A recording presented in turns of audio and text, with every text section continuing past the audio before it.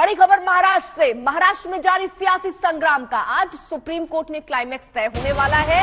महाराष्ट्र के सियासी संकट पर 21 दिन बाद आज सुप्रीम कोर्ट में सुनवाई होगी। हालांकि मामला लिस्ट नहीं किया गया है। उद्धव ठाकरे कैंप ने तत्काल सुनवाई की अपील की।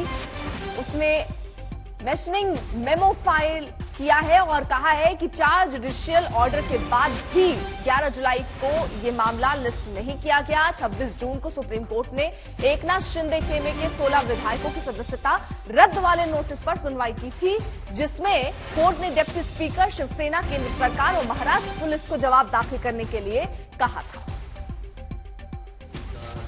समन्वय की भूमिका है और उस बारे में जरूर हम सब लोग एक साथ बैठकर बात करेंगे, जरूर बात करेंगे। सर लोकशाहीच्या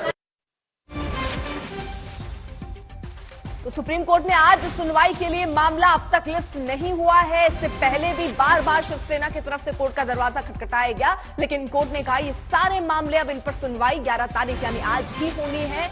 सुप्रीम कोर्ट में आज सुनवाई होनी है। तो आपको जल्दी से बता दें, 3 याचिकाओं पर दरअसल सुप्रीम कोर्ट की सुनवाई है। पहली याचिका 16 बागी विधायकों की सदस्यता रद्द वाले नोटिस पर आज सुनवाई होनी है, जो पहली नोटिस थी इनकी तरफ से। दूसरी याचिका शिवसेना के शिंदे गुट को अलग मान्यता देने पर, ये दूसरी याचिका है जिस पर सुनवाई होनी है। तीसरी याचिका महाराष्ट्र में एकनाथ शिंदे को सीएम बनाने पर, यह तीसरी याचिका है। हालांकि अभी सवाल यह है कि लिस्ट नहीं हुआ ये पूरा मामला। आज बागी विधायकों को राहत नहीं तो खतरा शिंदे सरकार पर बढ़ सकता है। आज अगर सुनवाई हुई तो असर कहां कहां हो सकता है वो हम आपको बता रहे हैं। बागी विधायकों का गुट रद्द तो उद्धव को राहत मिल सकती है अगर ये फैसला उनके हक में आता है सुनवाई होने के बाद। बागी विधायक बच गए तो सिंबल की लड़ाई बढ़ जाएगी, ये चुनौती सामने दिखती हुई नजर आ रही है। वहीं डिप्टी स्पीकर के खिलाफ अविश्वास प्रस्ताव पर भी सुनवाई होनी है। नरहरि झिरवाल जिनके खिलाफ अविश्वास प्रस्ताव पर सुनवाई होनी है, वोटिंग का आदेश दिया तो कुर्सी पर खतरा हो सकता है, यानी उनकी कुर्सी भी खतरे में पड़ सकती है। तो बहुत महत्वपूर्ण सुनवाई आज होने वाली है और इसका असर कहां कहां पड़ रहा था वो हम आपको बता रहे थे। अब देखिए महाराष्ट्र की लड़ाई में अब तक क्या, 20 जून को शिवसेना के बागी विधायक सूरत पहुंचते हैं। उसके बाद 21 जून को बागी विधायक गुवाहाटी निकलते हैं। 24 जून को डिप्टी स्पीकर का बागियों को नोटिस आता है। 25 जून को शिंदे गुट ने सुप्रीम कोर्ट में याचिका दी। 28 जून को राज्यपाल ने उद्धव से बहुमत साबित करने को कहा है। वहीं 29 जून राज्यपाल के फैसले पर स्टे से कोर्ट का इनकार। 29 जून को उद्धव ठाकरे ने सीएम पद से इस्तीफा दे दिया था। 30 जून एकनाथ शिंदे महाराष्ट्र के नए सीएम बने थे। 3 जुलाई बीजेपी के राहुल नार्वेकर नए स्पीकर चुने गए। 4 जुलाई शिंदे सरकार ने फ्लोर टेस्ट जीत लिया था और उसके बाद उनकी सरकार बन चुकी थी। संजय शर्मा हमारे साथ, हमारे सहयोगी इस वक्त जुड़ चुके हैं। संजय, क्या जानकारी मिल रही? खबर तो ये आ रही है कि पूरा मामला अभी तक लिस्ट नहीं हुआ है। जी हाँ, बिल्कुल लिस्ट नहीं हुआ है, लेकिन ये भी जानकारी है कि राहुल नार्वेकर की तरफ से एक मेंशनिंग मेमो दिया गया है और इसके बाद कपिल सिब्बल इस मामले में उद्धव गुट की तरफ से मामले को मेंशन करेंगे और वो कोर्ट से गुजारिश करेंगे कि मामले की सुनवाई आज ही कर दी जाए तो ज्यादा बढ़िया होगा, क्योंकि लगातार संवैधानिक संकट राज्य की सरकार पर लगातार बना हुआ है। दोनों तरफ के सवाल जवाब अपनी अपनी तरफ से तैनात हैं यानी मौजूद हैं, तो ऐसे में कोर्ट को ही इंटरवीन करके आगे करना पड़ेगा। सुनवाई अगर आज हो जाती है तो फिर आगे के लिए ये साफ हो जाएगा कि ये मामला किस दिशा में जा रहा है, क्योंकि दोनों ही पक्षकारों ने अपनी अपनी तरफ से सफाई दी है और सामने वाले को दोषी ठहराया है। यानी दोनों ही सभी याचिकाएं, 3 से ज्यादा याचिकाएं इसमें अब दाखिल हो गई हैं।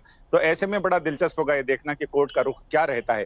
ये समझ में नहीं आया कि लगातार 3 सुनवाई में पिछली बार ये हुआ था कि कोर्ट ने ये कहा था कि 11 जुलाई को ही सुनवाई होगी, लेकिन अब 10 जुलाई को जब 11 जुलाई के लिए कॉज लिस्ट आई तो उसमें इस मामले का कहीं कोई जिक्र नहीं था। तो क्या संभावनाएं इस पे दिखती है संजय, क्योंकि आप कानून को बहुत अच्छे से समझ रहे हैं, यहाँ पर किस तरीके की प्रक्रियाएं आगे बढ़ेंगी? आज कितनी पॉसिबिलिटी सुनवाई को लेकर है? सुनवाई हुई तो क्या आज ही फैसला आ सकता है या इसमें वक्त लगेगा, और कितना असर इस सुनवाई का पड़ सकता है? देखिए, इसमें 3 चीजें हैं। पहली चीज तो ये कि पिछली जो भी याचिकाएं आई हैं वो अवकाशकालीन पीठ के सामने आई हैं। अवकाशकालीन पीठ के आगे ये सवालिया निशान रहता है कि चीफ जस्टिस इस मामले में, चीफ जस्टिस चूंकि मास्टर ऑफ रोस्टर होते हैं, वो कौन सी बेंच के आगे लगाते हैं, क्या करते हैं, ये चीफ जस्टिस का विशेषाधिकार होता है। तो फर्स्ट अमंग इक्वल, तो उसमें चीफ जस्टिस को देखना है, लेकिन अब चीफ जस्टिस के ही सामने ये याचिका मेंशन की जाएगी। हो सकता है चीफ इसमें खुद ही सुनवाई कर ले और इसमें औपचारिक रूप से वो चीफ की कोर्ट में ही फिर याचिका आगे के सुनवाई के लिए आए। तो ऐसे में मुझे उम्मीद लग रही है कि चीफ के आगे मेंशन होगा तो चीफ जरूर इसको सुनेंगे। एकदम तत्काल सुन लें या फिर एंड ऑफ द बोर्ड सुन लें, यानी सारे मामले निपटाने के बाद सुन लें, ये देखना अभी होगा। आप कह रहे हैं कि 3 से ज्यादा याचिकाएं दाखिल की गई हैं, सारी ही याचिकाओं पर आज सुनवाई होगी या वन बाय वन? एक बार सुनवाई शुरू होगी तो सारी याचिकाओं पर होगी और वन बाय वन ही होगी, क्योंकि सबके अपने अपने मुद्दे हैं, अपने अपनी चीजें हैं। एक दूसरे को दोषी ठहराया हुआ है इन लोगों ने। ठाकरे गुट कह रहा है कि शिंदे गुट के विधायक बागी हो गए हैं, इनका ये कहना है कि हम उनको निकालने वाले। तो इसमें पहले ये कोर्ट तय करेगा कि पहले विधायकों की अयोग्यता पर सुनवाई हो, पहले स्पीकर के नोटिस पर सुनवाई हो, या फिर कैसे।